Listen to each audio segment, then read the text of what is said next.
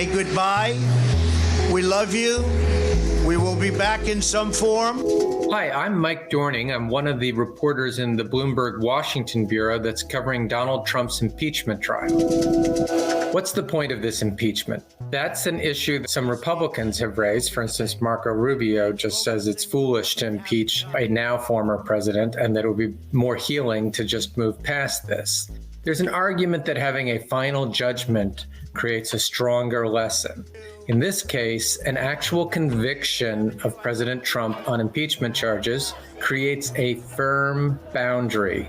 No president in the future will be able to use mob violence to try to influence the outcome of an election. That would set a firm boundary in American politics, probably for decades. Conversely, a failure to convict, even on a technicality, may blur that boundary on presidential conduct.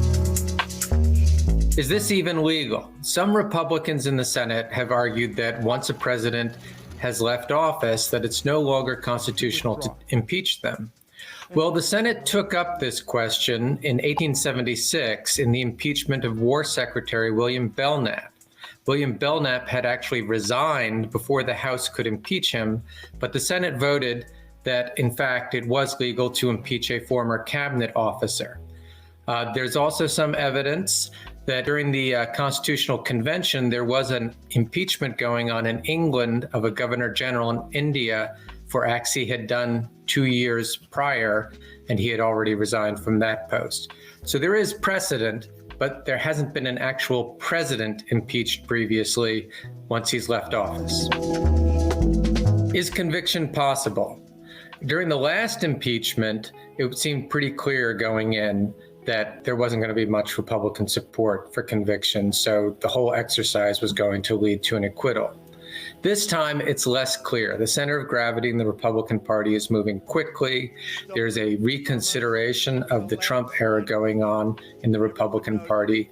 Even the Republican Senate leader hasn't really tipped his hand how he's going to vote. So while there is strong support for Donald Trump in the Republican Party and a clear reluctance by some members of the Senate to convict, there is at least a possibility this time that Donald Trump could be convicted on an impeachment charge.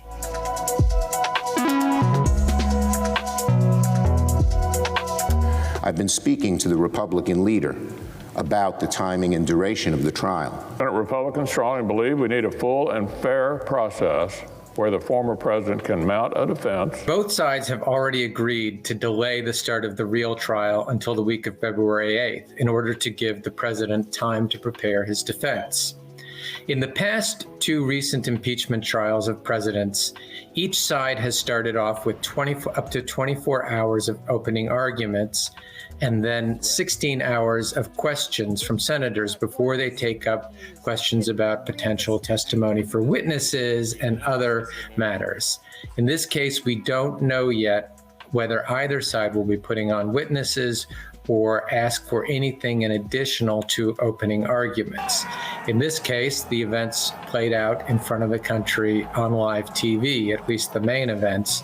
So there's less question about what happened. There may be questions about Trump's culpability that arise.